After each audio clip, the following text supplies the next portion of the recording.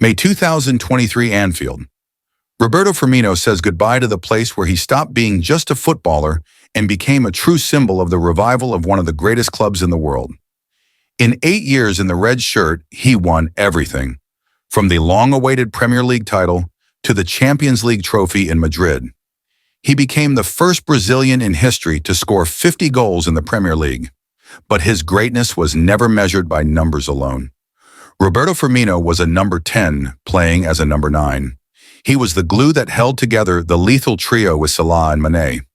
While others chased golden boots, Bobby invented no-look goals, made tactical nerds fall in love with his insane pressing, and forced Jürgen Klopp to repeat, "If Firmino is on the pitch, we play with 12 men." He went from a modest newcomer from Hoffenheim, someone few in England believed in, to a player whose football intelligence was considered a benchmark. He became an irreplaceable system player, without whom Klopp's machine would never have gone so far. But before becoming the king of Anfield and the best false nine of his generation, Roberto was just a shy boy growing up in one of the poorest and most dangerous states in Brazil.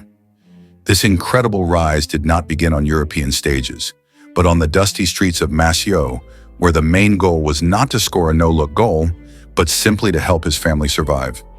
Roberto was born on October 2, 1991. His father worked as a street vendor.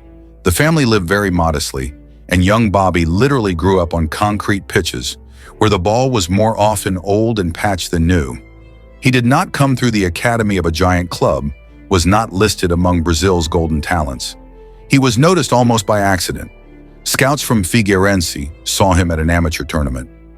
For Roberto, it was the chance of a lifetime. At 17, he signed his first professional contract. He didn't become a starter right away, often sat on the bench, played without headlines. His strengths, technique, game intelligence, understanding of teammates were not as obvious compared to typical Brazilian goal-hungry forwards. And yet, in 2010, he suddenly began scoring regularly for Figueirense in Serie B and helped the team earn promotion to Brazil's top division. That's when Europe truly started paying attention. In 2011 came one of the strangest yet most decisive transfers of his life, a move to German side Hoffenheim. Imagine it, a guy from Maceió, who barely spoke German or even English, arriving in the small town of Sinsheim, where football was completely different. Cold, tactical, without carnival or beaches. By his second season, Firmino was already showing he was not just another Brazilian. He played as a number 10, a false 9, dropped deep, created chances, scored crucial goals. In the 2013-14 season, he scored 16 goals in the Bundesliga. His first call-up to the Brazilian national team came in November 2014, when Firmino made his debut for the Seleção in a friendly against Turkey. Just 6 days later, he scored his first goal for Brazil against Austria. He later smiled and said he barely slept for weeks after that. It meant so much to him emotionally. In the summer of 2015, Liverpool signed Firmino for a Bundesliga record fee of around 41 million euros. At the time, no one could imagine the era this would begin. He initially played under Brendan Rodgers, appearing all over the pitch, sometimes behind the striker, sometimes centrally. But everything changed in the autumn when Jürgen Klopp arrived at Liverpool. On November 21st, Liverpool beat Manchester City 4-1, and Roberto Firmino scored right in the future champions' fortress. In January came the crucial clash with Arsenal. Firmino scored twice in the first 19 minutes, and the match ended 3-3. 10 days later, a crazy 5-4 shootout against Norwich. Roberto scored another brace, always appearing where no one expected him to be. In the spring, another match against City, Liverpool won 3-0, and Firmino scored again. On March 10th, in the Europa League match against Manchester United, Roberto scored a goal and helped Liverpool progress to the next round. It was his only goal in European competition that season, but perhaps the most important one. In total, he scored 11 goals that season. After his debut year in England, where he had already drawn attention with his work rate and technical quality, the 2016-17 season became a kind of test for him. Could he become a leader of Liverpool under Klopp, with his intense pressing and demanding expectations? On August 23rd, in a cup match against Burton Albion, Roberto scored his first goal of the season. Then came the home game against Leicester, where he scored twice and electrified Anfield. Alongside Mané and Coutinho, there was a sense of attacking symphony. Everyone knew their role, and even when the lineup changed, Firmino never complained. He simply played wherever he was needed. He wasn't just a central striker. He could drop deep, link midfield and attack. That was his real value. Not only goals, but creation. One of the standout moments of the season came against Swansea City. Firmino scored twice and showed just how important he was to the team. Even when others lost form or were limited, Roberto remained the player who could breathe life into the game and give confidence to his teammates. On March 4th, against Arsenal, he scored another crucial goal. He finished the season with 12 goals and 7 assists in all competitions. The numbers tell only part of the story. The real achievement was Firmino's growth, from a forward fulfilling a role into the heart of the team, its leader.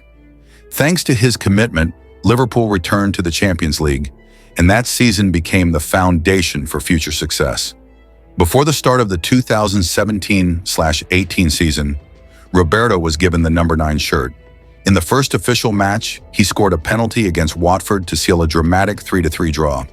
In the Champions League qualifier's second leg against his former club Hoffenheim, he scored in the 63rd minute, helping Liverpool win 4-2 and reach the group stage. The Champions League group stage became the platform where he truly flourished. Against Sevilla, he opened the scoring, and then came that unforgettable night.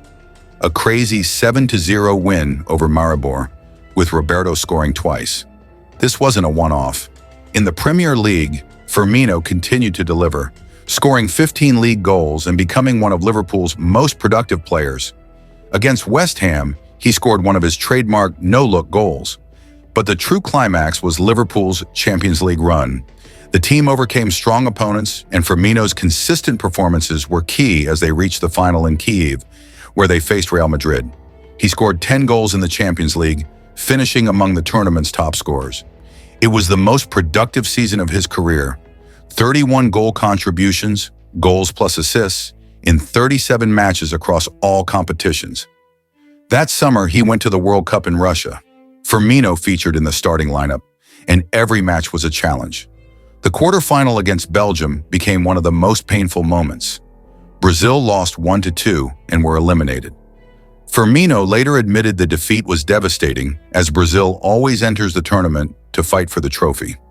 At the start of the 2018-19 season, he scored a header against Leicester to put Liverpool ahead. In the Champions League group stage against PSG, Firmino came off the bench and scored the winning goal in stoppage time.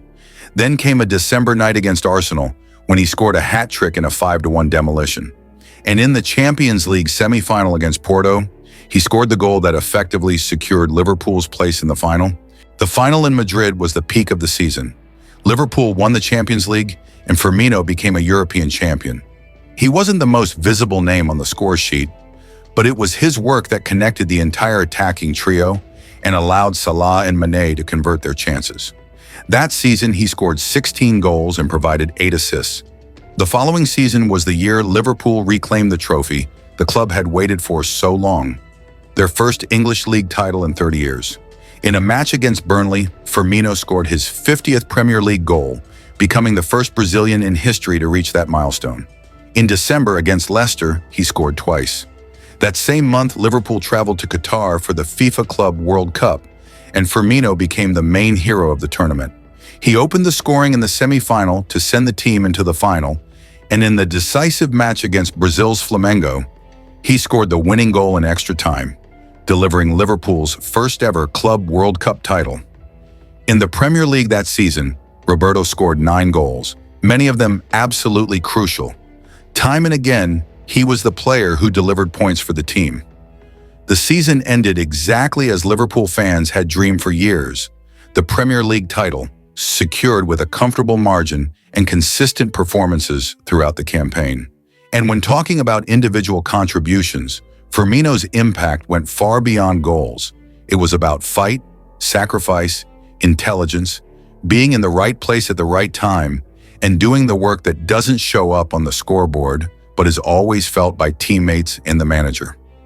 In the following seasons, he continued to score important goals that helped the team maintain its level in the race for the top four.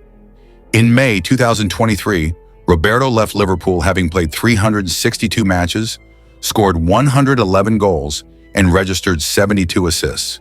He became the club's 16th all-time top scorer and one of the most influential players of the Jürgen Klopp era. His final goal in his farewell match felt like a perfect closing chord. He was recognized not only by the fans but by his teammates as well.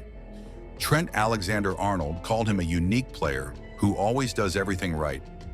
Virgil van Dijk said Firmino was one of the most valuable players he had ever played with. The club itself described him as the connector of the team, a player whose value went far beyond statistics because he made the team function as a whole rather than just filling a position on the pitch. Instead of seeking a new challenge in Europe, Firmino made an unexpected decision. He joined Saudi Arabian side Al Ahly as a free agent, signing a 3-year contract. In August, in his debut match for Al Ahly, he scored a hat-trick against Al Hazm. In 2025, he became part of the club's history by helping Al Ahly win the AFC Champions League, the first major continental trophy in the club's history. It was more than just a new football experience. It was international recognition on another continent. Later in 2025, Roberto made another move, joining Qatari club Al Sadd on a 2-year contract, continuing his career in the Middle East. When you look at Bobby's story, from Liverpool to Saudi Arabia and beyond, it's not just the story of a player who scored goals and won trophies. It's the story of a man who always stayed honest with the game, who wasn't afraid of challenges, who clearly understood his role within a team, and always worked for victory rather than personal numbers. He knew how to find his place, even when it seemed everything had already been achieved, whether at Anfield or in a new home in Qatar. And even now, as he continues his career there, his journey remains an example for young footballers everywhere. Work, character, and love for the game matter more than any doubts about where the next step should be.